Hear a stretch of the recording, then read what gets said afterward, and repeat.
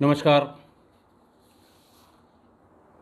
आज मैं फिर आपके सामने अपराध की एक घटना लेकर उपस्थित हुआ हूँ, जो मेरी डीआईजी रेंज या आईजी रेंज बरेली की तैनाती के दरमियान घटी थी।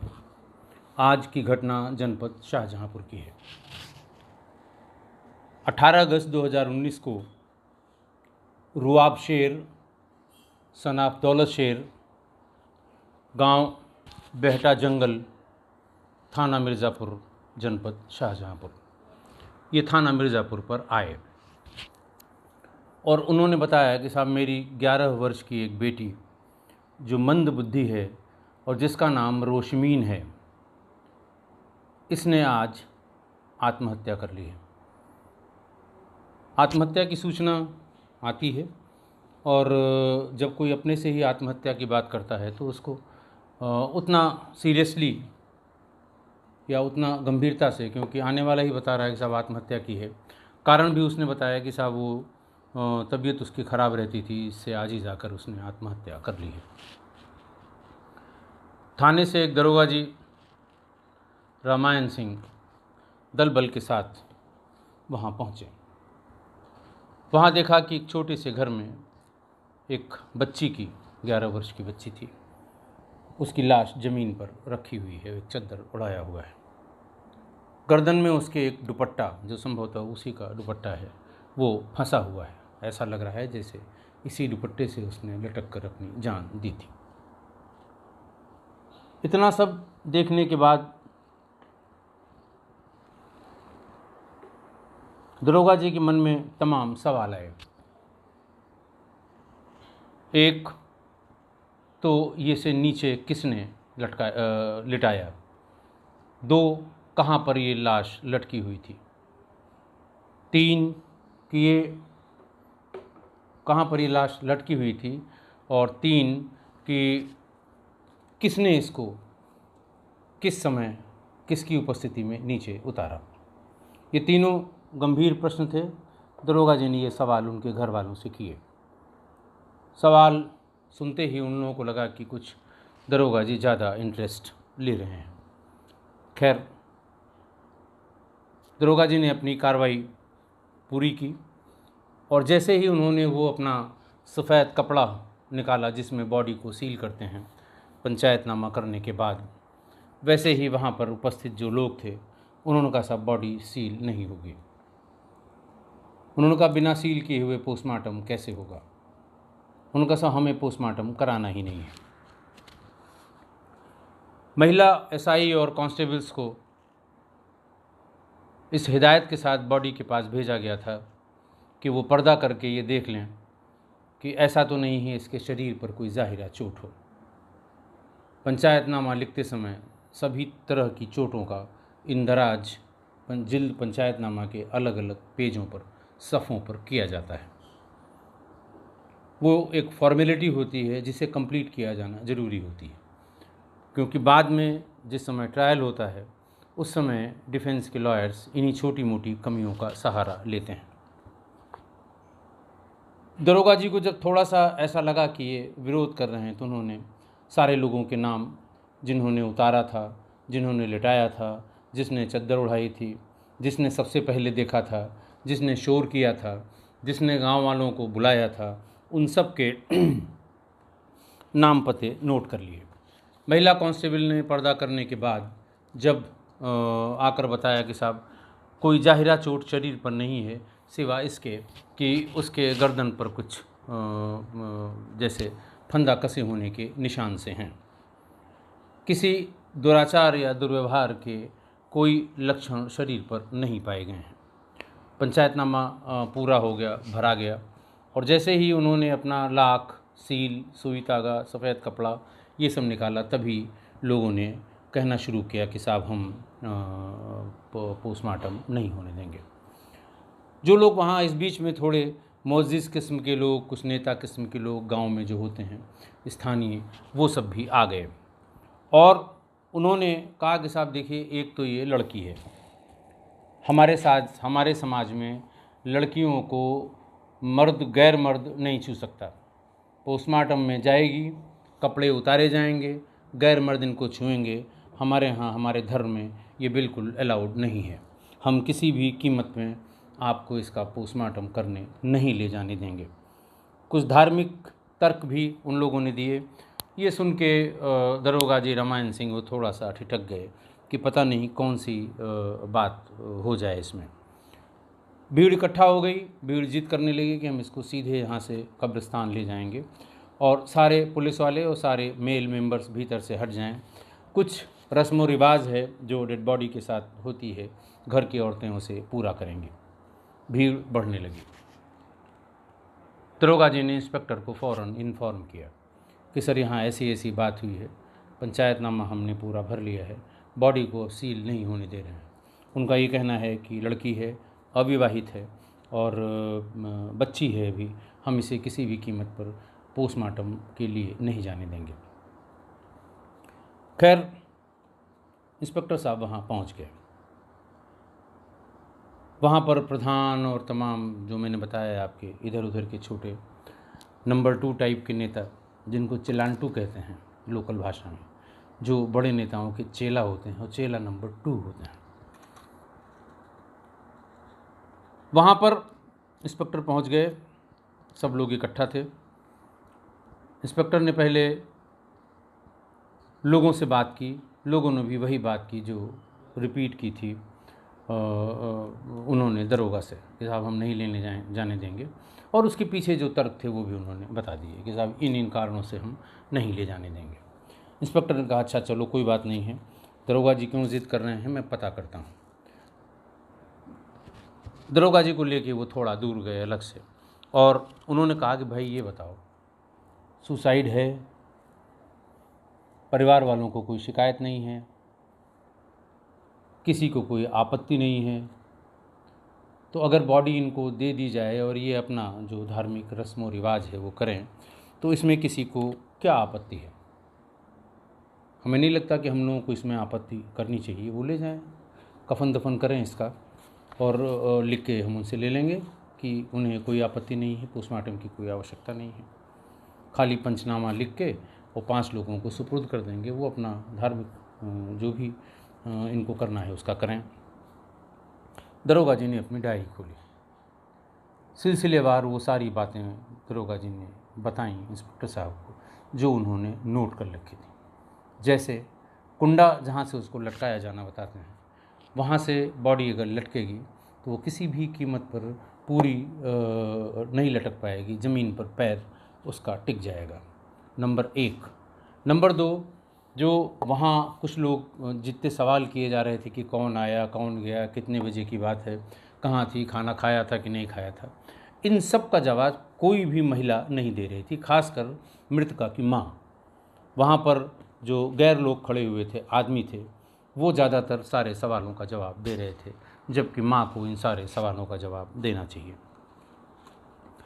उन्होंने बताया कि मुझे इसमें सर कुछ गड़बड़ लगती है और ये लोग कुछ छिपाने के लिए, इनकी मंशा कुछ ऐसा छिपाने के लिए है कि ये पीएम न हो, ताकि जो कुछ भी ये छिपाना चाहते हैं वो छिप जाए, सबके सामने ना आए। इंस्पेक्टर मिर्ज़ापुर उस समय सुधाकर पांडे था, दबंग था, हैकड़ था और पब्लिक उसकी बात मानती थी। उसने पूरी बात सुनी। उसने कहा एसएसआई साहब आप परेशान मत होइए, मैं आपकी बात समझ गया और इस बॉडी का पोस्टमार्टम होगा, हर हाल में होगा, आप कुछ मत बोलिएगा, मैं भीड़ को समझाने जाता हूँ। भीड़ को समझाने जाने से पहले उन्होंने अपने SP Shahjahanpur doctor S Channappa को फ़ोन पर सारी बातें बताई और ये कहा कि भीड़ चूँकि बहुत ज़्यादा है, थोड़ा सा कम्युनल हो रही है, थोड़ा धार्मिक हो रही है भीड़, तो इसलिए यहाँ पर जो हमारी एसपी ग्रामीण हैं अपर्णा गौतम, जो वर्तमान में एसपी औरैया हैं संभवतः, तो औरैया नहीं, हमीरपुर के पास वाला जो ज़िला है वहाँ पर एसपी हैं। उन्होंने कहा एसपी आर्य मैडम को भेज दें, उसी वो जलालाबाद को भेज दें, मैं भीड़ को समझाने जा रहा हूँ। बात पूरी एसएसपी की समझ में आ गई। उसने फ़ौरन वहाँ पर एसपी आर्य और सीओ जलालाबाद को भेज दिया। इंस्पेक्टर वहाँ से सीधे गया और जो लोग सामने बात कर रहे थे, जो लोगों को बोलने नहीं देते, कोई अगर बोलता है तो उससे कहते हैं कि सिर्फ एक आदमी बात करेगा और फिर अपनी बात कहते हैं। अगर उसी कद काठी का दूसरा हुआ तो वो और काटेगा, नहीं इसमें और बात जोड़िए, ताकि उसे दिखाना है कि नहीं साहब देखिए हमने ज़्यादा प्रेशराइज़ किया, हमने ज़्यादा प्रेशराइज़ किया। वहाँ जाकर उन्होंने कहा ठीक है भाई, बात तुम्हारी सही है, आत्महत्या है और बच्ची है, धर्म आपका इजाज़त नहीं देता है, तो कोई नहीं, हम आपको पंचनामा करके बॉडी आपको हैंड ओवर कर देंगे। बस सिर्फ एक हमें आप लोगों से कहना है, गुजारिश है कि कल को हमसे पूछा जाएगा कि क्यों पोस्टमार्टम नहीं कराया, तो एक आप लोग लिख के दे दें, एक कागज़ में आप लोग जितने ज़िम्मेदार लोग हैं ये लिख के दे दें कि ये आत्महत्या है और इसमें किसी अपराध का होना अपराध नहीं हुआ है, ऐसा हम लोगों की जानकारी में है। और अगर बाद में कोई अन्यथा कोई बात होती है तो इसकी पूरी जिम्मेदारी हमारी होगी। बिल्कुल स्पेल बाउंड होकर उस भीड़ ने, उन नेताओं ने सुना, लेकिन फ़ौरन पलट गए। उनका साहब ये हम कैसे लिख सकते हैं, हम तो मौके पर थे नहीं। तो इंस्पेक्टर ने कहा भाई बात तो आप कर रहे हैं, हम किससे बात करें, या आप बताइए मैं किससे बात करूं, जो मौके पे हो मेरी उससे बात करा दीजिए।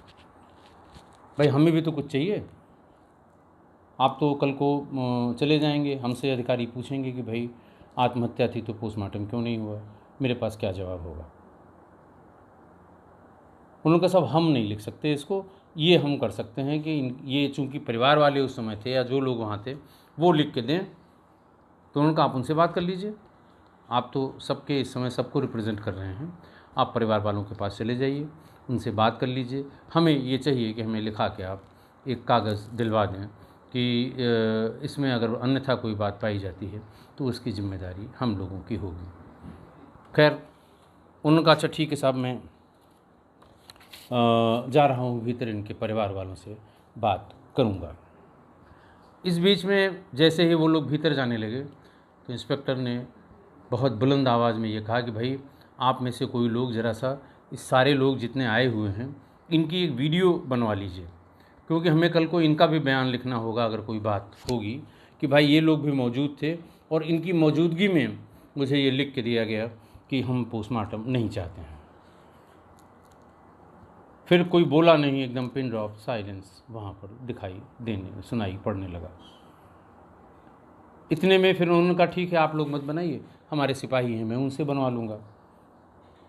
लेकिन भीड़ में तब तक एक नौजवान लड़का उसने कहा कि नहीं सर, मैंने बना रखी है, जब से ये शुरुआत हुई है मैंने पूरी इसकी वीडियो बना रखी है, आप बताइए किस नंबर पर ट्रांसफ़र करना है।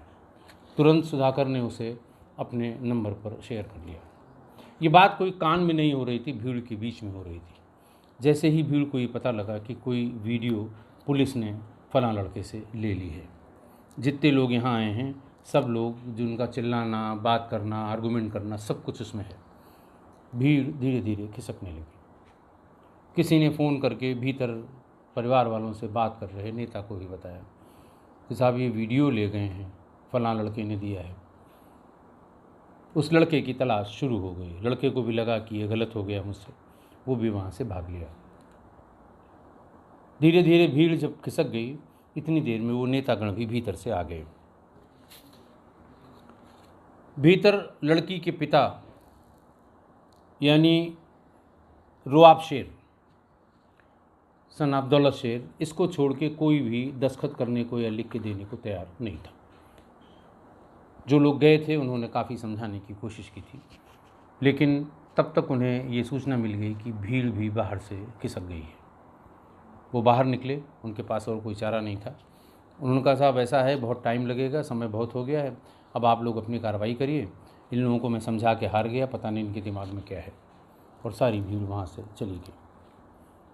तब तक SPRA अपर्णा गौतम, CO जलालाबाद, ये दोनों भी मौके पर आ गए थे। भीड़ जब चली गई तब पंचायतनामा करके पोस्टमार्टम के लिए बॉडी भेज दी गई डिस्ट्रिक्ट हेडक्वार्टर पर। रात में ही पोस्टमार्टम की रिपोर्ट भी आ गई। पोस्टमार्टम की रिपोर्ट में cause of death due to strangulation आ गया, यानी गला दबाकर, गला कस के ये हत्या की गई है, स्ट्रेंगुलेशन।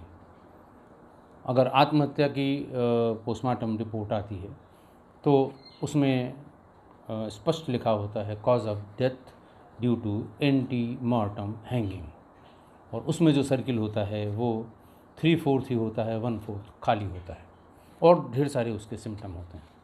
लेकिन ये स्ट्रेंगुलेशन था, इसलिए स्ट्रेंगुलेशन ही आया। चूँकि पोस्टमार्टम जिसका होना था वो लड़की थी, 11 वर्ष की थी, मंदबुद्धि थी, कल को तमाम आरोप लगते, इसलिए जो प्रोविज़न्स हैं कि जब भी इस तरह किसी महिला जिससे दुर्व्यवहार, दुराचार या कोई और अन्य शिकायत ऐसी होती है तो उसका पोस्टमार्टम पैनल ऑफ डॉक्टर से कराया जाएगा। ये पैनल 3 डॉक्टर्स का होगा, जिनमें से अनिवार्य रूप से एक महिला भी होगी, और पूरी की पूरी पोस्टमार्टम को वीडियो में कैद किया जाएगा कि अदालत अगर कभी देखना चाहे पोस्टमार्टम के बारे में तो उसे अदालत में सबमिट किया जा सके। जैसे ही ये खबर आई कि पोस्टमार्टम हुआ है, उसमें हत्या आई है, ये बात जंगल में आग की तरह पूरे गांव में प्रचारित हो गई कि ये आत्महत्या नहीं थी, ये हत्या थी। हत्या किसने की है, पुलिस इसका पता लगाएगी। उस पोस्टमार्टम रिपोर्ट के आधार पर इस आत्महत्या की सूचना को हत्या की धाराओं में तरमीम किया गया। क्राइम नंबर 243/29 पर धारा 302 का अपराध लिख लिया गया, जो मृतका के पिता रुआब शेर खान ने अपनी आत्महत्या की कहानी में, अपनी आत्महत्या की तहरीर में जो लिखा था। अगले दिन इंस्पेक्टर अपने दल बल के साथ गांव पहुंच गए। आज गांव में सन्नाटा था। जिंदाबाद मुर्दाबाद करने वाले किसी की शक्ल दिखाई नहीं पड़ रही थी। ऐसा लगता था जैसे गांव में कोई है ही नहीं। लोगों से पूछताछ की, कोशिश की कि वहाँ शायद कुछ पता लग जाए, लेकिन बहुत कुछ पता नहीं लगा। सिर्फ यही पता लगा कि मृतका का परिवार बेहद गरीब है और बहुत गरीब लोग हैं। अगर गांव उनकी सहायता न करे तो उन्हें खाने के लाले पड़ जाएंगे। दूसरा ये भी कि जो बच्ची जिसकी हत्या हुई है, जिसकी जान गई है, वो मंदबुद्धि थी और ज़्यादातर अपनी माँ के साथ ही रहा करती थी। काफ़ी मशक्क़त करने के बाद भी कुछ ख़ास ऐसा नहीं निकला, तो इंस्पेक्टर ने वहाँ पर सादे में सिपाही छोड़ दिए, जो रूटीन का काम है कि भाई आप लोग ज़रा जिसकी बीट है वो भी रहे, बाकी लोग भी रहें, और लोगों से बात करके देखें कि शायद कोई बात निकल आए जो हमारे काम की हो। 2 दिन बाद न्यायालय से एक प्रार्थना पत्र थाने को प्राप्त हुआ। 156(3) CRPC में एक प्रार्थना पत्र मृतका की मां ने CGM के न्यायालय में दिया था कि साहब मेरी FIR दर्ज नहीं हो रही है और मेरी बेटी की हत्या हुई है। 156(3) में जुडिशियल अफसर ऐसी एप्लीकेशन को इंटरटेन करता है जिसके बारे में ये साबित हो कि नहीं साहब किसी वजह से हमारी FIR नहीं लिखी जा रही है। लेकिन जिलों में ये एक बहुत बड़ा कॉकस डेवलप हो गया है। आप किसी के खिलाफ अदालत से 156(3) में मुकदमा लिखवा सकते हैं। हालांकि अलग अलग थानों के लिए कोर्ट्स अलग अलग डिजिग्नेटेड हैं जहां से 156(3) में आदेश किए जाते हैं। अधिकारियों पर 156(3) के आदेश की अलग से स्पेशल गाइडलाइन है कि जो ड्यूटी के समय, जो अपने कार्य के समय, जो सरकारी नौकरी के समय में कोई किए हुए कार्य के विरुद्ध अगर कोई FIR करेगा तो उसके लिए सरकार से सैंक्शन लेनी होगी।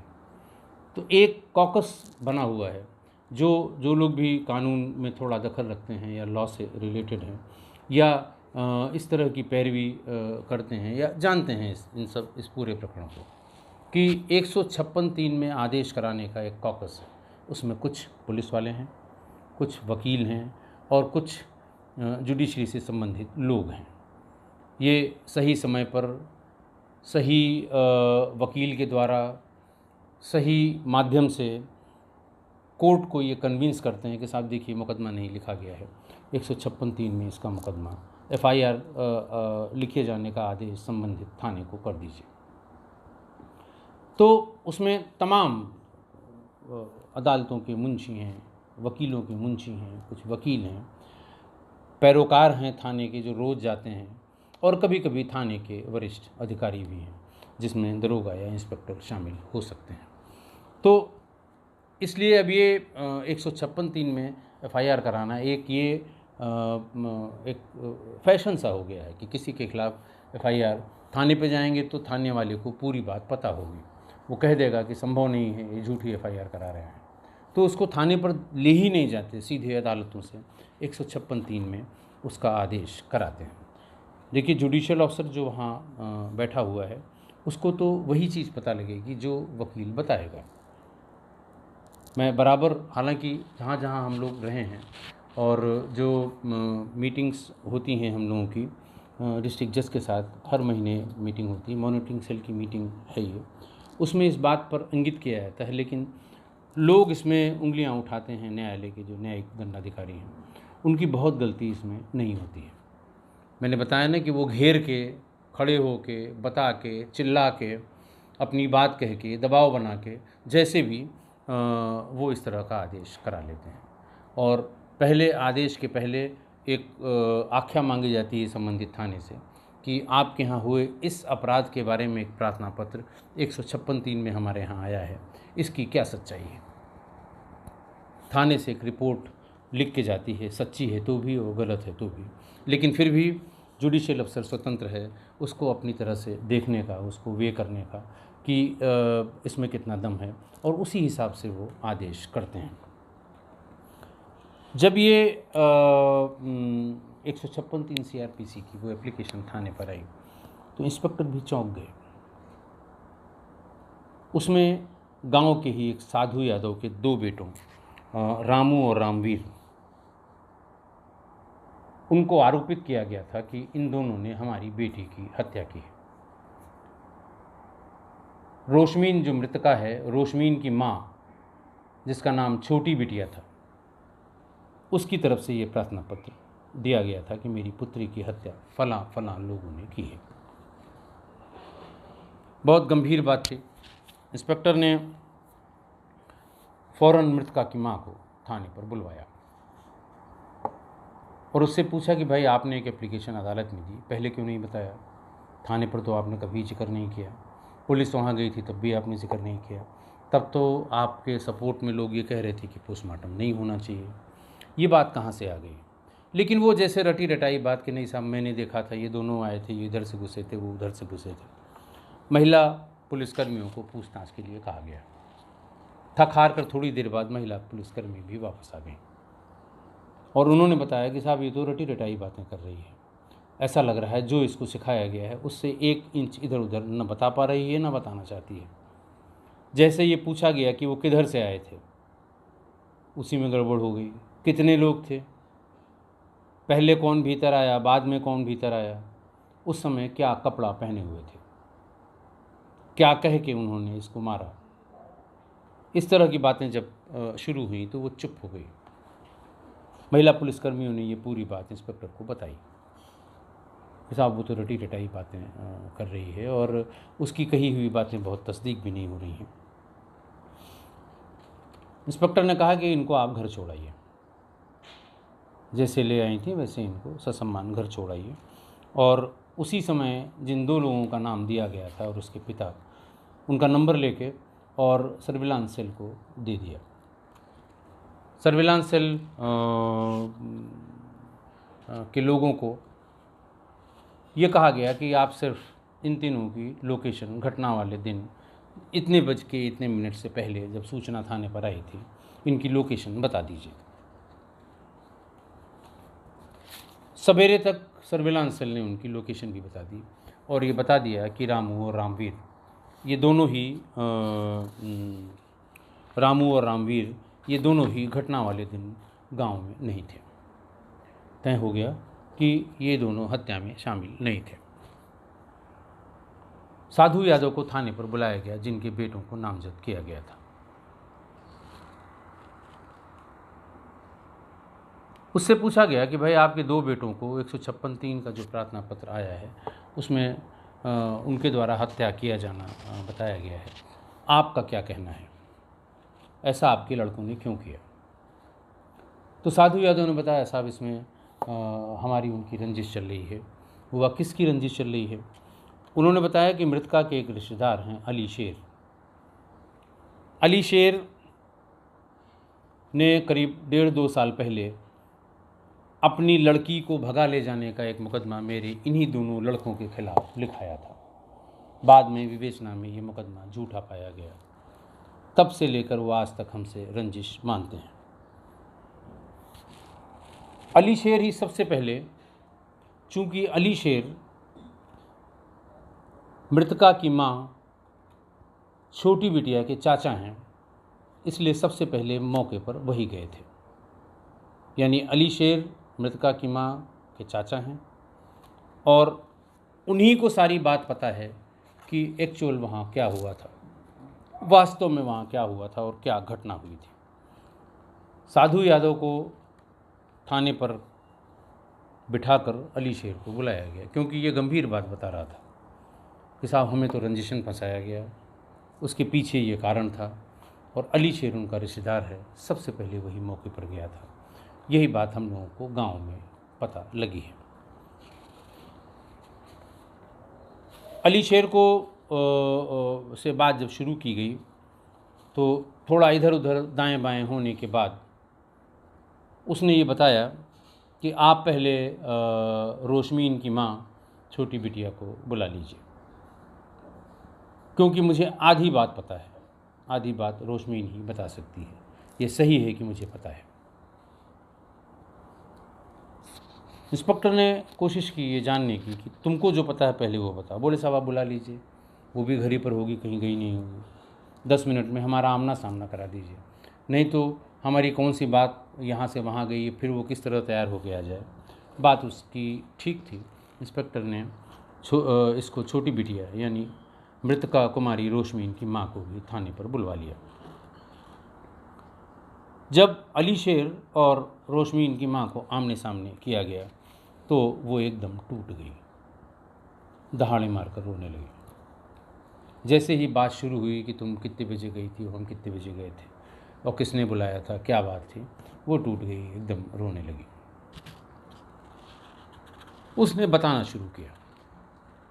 उसने कहा साहब ये अली शेर जो मेरे रिश्ते में चाचा लगते हैं और इनका बेटा माजिद जो चचेरा देवर लगता है, और माजिद मेरी मृतका बेटी का चाचा लगता है, क्योंकि ये मेरे देवर लगते हैं तो वो चाचा लगता है।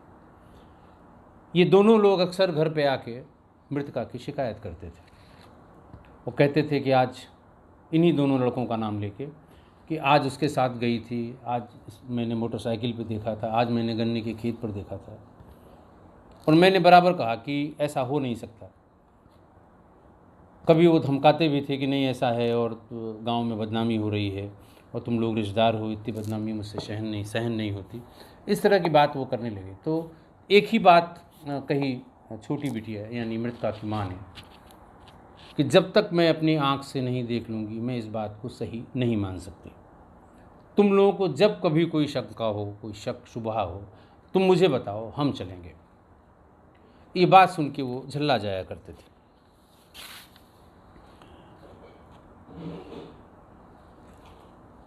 दोनों ये चाहते थे, यानी अली शेर और उसका बेटा माजिद, कि ये बात को एक्सेप्ट कर ले और लड़की की तरफ से एक मुकदमा उन दोनों के खिलाफ लिखवा दिया जाए। नाबालिग बच्ची के खिलाफ जो मुकदमा लिखा जाएगा वो उसमें पॉक्सो भी लगेगा, उसमें 354, 376, फिर तो जो ये चाहते वो लिखाते, और इससे हमारे ये दुश्मन लंबे समय के लिए जेल चले जाएंगे। उनको ये आइडिया था कि महिला संबंधी अपराधों में आजकल सब जगह बहुत कड़ाई है। अदालतों में ज़मानत नहीं हो रही है, लोअर कोर्ट से ज़मानत नहीं होती, हाई कोर्ट तक जाना पड़ता है, हाई कोर्ट में नंबर नहीं आता, सालों साल ये जेल में रहेंगे और हमारा दुश्मन इस तरह से कम हो जाएगा गांव में। माँ ने खुद भी नज़र रखनी शुरू की कि ये लोग बार बार शिकायत करते हैं, तो ऐसा तो नहीं कोई बात है।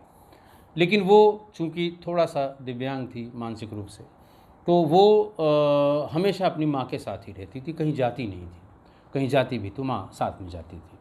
बात इन लोगों के इसकी माँ के समझ में आ गई कि कोई बात है ज़रूर, कि ये चाहते हैं कि उनके खिलाफ़ मुकदमा लिखा लिया जाए और हमको इस्तेमाल करके ऐसा किया जाए।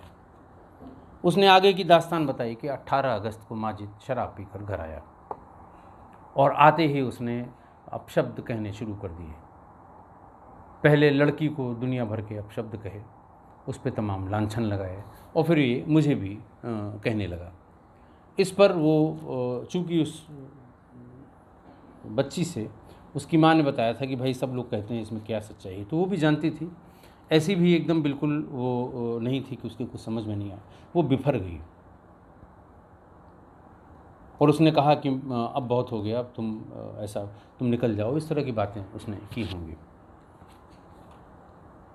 नशे में था माजिद, इसको डर लगा उसकी माँ को, तो उसको खींच के और उसके घर ले जाने लगी कि मैं अली शेर चचा के यहाँ तुमको ले चलती हूँ, अब बर्दाश्त के बाहर हो गया है। तुम शराब पी के इस तरह से हरकत कर रहे थे, वहाँ बच्ची है, छोटी बच्ची है, तुम्हें ऐसा नहीं करना चाहिए। माजिद साथ में निकला तो, लेकिन उसने अपने घर जाने से इनकार कर दिया। गुस्से में रोशमी इनकी माँ, छोटी बिटिया, सीधे अपने चाचा अली शेर के घर पहुँच गई। वहाँ वो शिकायत कर रही थी, लेकिन इस बीच में वो भूल गई कि माजिद वहाँ से सीधे फिर से वापस घर पहुँचा। उस समय लड़की अकेली थी। माजिद ने वहाँ पहुँचते ही उसके साथ मारपीट शुरू की और उसे ज़मीन पर गिराकर दुपट्टे से उसका गला कस दिया। इस बीच में शिकायत करके उसे ध्यान आया कि माजिद तो है नहीं। उसके चाचा ने यानी अली शेर ने कहा कि लेकिन वो है कहाँ पर। उनका अभी मैं लेके आ रही थी और वहीं होगा आसपास हमारे घर के। रास्ते में वो चला गया। उसने कहा मैं नहीं जाऊँगा। तो अली शेर और मृतका की माँ दोनों वापस अपने घर की तरफ आए। जब ये घर में घुसे तभी उन्होंने देखा कि माजिद लड़की के गले में फंदा बनाकर उसको दरवाजे के कुंडे पर टांगने का प्रयास कर रहा है। ज़्यादा नशे में होने के कारण वो स्वयं भी गिर पड़ रहा है। देखते ही होश फाख्ता हो गए अली शेर के। उन्होंने दरवाज़ा बंद किया और फिर रोशमीन की माँ को धमकाना शुरू किया कि देखो जो हो गया वो हो गया, अगर बात ये बाहर गई तो हम तो बर्बाद होंगे ही, हम तुम्हें भी नहीं छोड़ेंगे। रोशमीन डर गई क्योंकि बहुत गरीब थे ये लोग और अली शेर और उनका बेटा माजिद उतने ही प्रभावशाली थे। पैसे वाले भी थे, प्रभावशाली भी थे। उसने कहा कि तुम किसी के सामने ज़ुबान मत खोलना, मैं सब ठीक करा दूँगा, कुछ नहीं होगा। लेकिन ध्यान रखना कि अगर ये बात गई, ये बात खुली, तो मैं तुम्हें छोड़ूंगा नहीं, किसी कीमत पे नहीं छोड़ूंगा। माजिद को वहाँ से बाहर निकालने के लिए उसने कहा कि माजिद तुम बाहर चले जाओ और फलां के खेत के भीतर से टेलीफ़ोन करो मृतका के बाप को, यानी रोआब शेर को फ़ोन करो कि तुम्हारी लड़की ने सुसाइड कर लिया है कुंडे से लटक के। ये बताओ कि मेरे पापा यानी अली शेर वहाँ पहुँच रहे हैं, उसको लेके हॉस्पिटल जाएंगे, लेकिन तुम फ़ौरन पुलिस लेकर आ जाओ। माजिद ने यही कहा, यही किया। बाहर खेत में जाके फ़ोन किया रोआब शेर को कि तुम्हारी बेटी ने सुसाइड कर लिया है, 100 नंबर को डायल करके पुलिस को लेके आओ, पापा वहाँ पहुँच रहे हैं, मैं भी पहुँच रहा हूँ और उसको लेके हॉस्पिटल जाएंगे। ये सुन के रोआब शेर घबरा गया। वो सीधे घर पहुँचा। लोग वहाँ और इकट्ठा हो गए थे। लड़की को नीचे लिटा दिया गया था कि ये कुंडे में फंदा लगा के सुसाइड किया था इसने। फ़ौरन उसने 100 नंबर डायल किया और उसके बाद पुलिस पहुंच गई। उसके बाद जो हुआ वो आपने सुन लिया कि उसके बाद फिर सारी कोशिश ये हुई कि पुलिस आई, फिर उसके बाद सारे सवालों का जवाब अली शेर दे रहा था, किसी दूसरे को देने नहीं दे रहा था। फिर जैसे ही उसको लगा कि ये नहीं मानेंगे, पीएम कराएंगे, उसने फ़ोन कर के भीड़ इकट्ठा कर ली। भीड़ इकट्ठा इसलिए की कि पीएम न हो, क्योंकि पीएम होते ही बात खुलेगी, पुलिस दबाव बनाएगी कि आखिर मारा किसने है। फिर पीएम हो गया और इसमें मुकदमे को 302 यानी हत्या के अपराध में तरमीम कर दिया गया। तो इसको लगा कि ऐसा न हो पुलिस हम तक पहुँचे। इसने फ़ौरन अपने वकीलों से बात करके मृतका की माँ छोटी बिटिया की तरफ से एक एप्लीकेशन दिलवा दी कि इन लोगों के ख़िलाफ़ 302 का मुकदमा कायम हो जाए। उसने दिमाग लगाया कि इससे उसका बेटा माजिद बच जाएगा और दुश्मन के लड़के जेल चले जाएंगे। इतनी बड़ी साजिश सुनकर सब हैरान हो गए। 1.5 साल 2 साल पहले की एक घटना में बदला लेने के लिए कितने दिनों से बाप बेटे लगे हुए थे। पहले तो कि इस दिव्यांग लड़की से, मंदबुद्धि लड़की से, अल्पवयस्क लड़की से मुकदमा लिखवाया जाए। जब उसकी माँ तैयार नहीं हुई तो फिर संभवतः ये सोच के, ये जान के कि अब तो हत्या का मुकदमा लिखाया जाना ही उचित होगा, ठीक होगा, माजिद ने ये शराब पी के या शराब पीने का नाटक करके उसने ये हत्या कर दी और पूरी कोशिश की कि किसी तरह से उसके दुश्मन इसमें जेल चले जाएं। ये बात सुनने के बाद माजिद को गिरफ्तार कर लिया गया। सारे एविडेंस उसके कलेक्ट किए गए। इंस्पेक्टर ने मेहनत करके जो भी एविडेंस संबंधित है, फॉरेंसिक एविडेंस भी और वो सब कलेक्ट कर लिए। कलेक्ट करके जेल भेज के इसके ख़िलाफ़ चार्जशीट लगाई गई। फिर वही हुआ कि आखिर इतनी मदद की उसके बाप ने, अली शेर ने, उसका क्या हुआ। अली शेर का कोई एविडेंस ऐसा नहीं मिला कि वो हत्या में शामिल था। हत्या के बाद चीज़ों को छिपाना, लोगों को बुलाना, इन सब में तो हत्या में उसे जेल भेजना, जेल नहीं भेजा जा सका। बाकी जो छोटी मोटी धाराएं थीं जिनमें जल्दी ज़मानत हो जाती है, उसी में उसकी ज़मानत हो गई। माजिद अभी भी जेल में है और मुकदमे का ट्रायल शुरू हो गया है। और जिस हिसाब से ये विवेचना की गई है और जितने एविडेंस कलेक्ट किए गए हैं, मुझे उम्मीद है कि उस बच्ची को, 11 साल की उस दिव्यांग बच्ची को ज़रूर न्याय मिल जाएगा। और अदालतें अभी भी न तो इतनी कमज़ोर हुई हैं और न ही किसी के प्रभाव में दिखती हैं। इस तरह के प्रकरणों में अदालतों का भी रुख बहुत स्पष्ट है और मुझे पूरी उम्मीद है कि प्रोसिक्यूशन साइड अपने केस को अच्छी तरह से प्रेजेंट करेगा तो इसमें उस बच्चे के साथ न्याय होगा। लेकिन अब फिर सवाल रही, वो गरीब थे और किसी का गरीब होना कितना बड़ा अभिशाप है कि वो अपनी बात भी नहीं कह सकते थे। अपनी आँखों के सामने अपनी बिटिया की हत्या की बात भी नहीं कह सकते थे। और जो अमीर था तो कानून भी उसी का, पुलिस भी उसी की, नेता भी उसी का और समाज भी उसी का। बहुत से लोगों को ये जानकारी थी कि माजिद ने मारा है, लेकिन वही लोग इकट्ठा होकर उस समय पोस्टमार्टम न कराने की जिद कर रहे थे। तो ये आखिर इसका कोई अंत भी होगा। पुलिस से जरा सी चूक हो जाती तो 2 निरपराध निर्दोष बच्चे जेल चले जाते हैं। मैंने बताया कि लोकल और जो लोअर कोर्ट और सेशन से ज़मानत होना बहुत मुश्किल, 99% नहीं होती। हाई कोर्ट में लिस्टिंग में नंबर पर नहीं आता और फिर सालों साल वो जेल में पड़े होते हैं।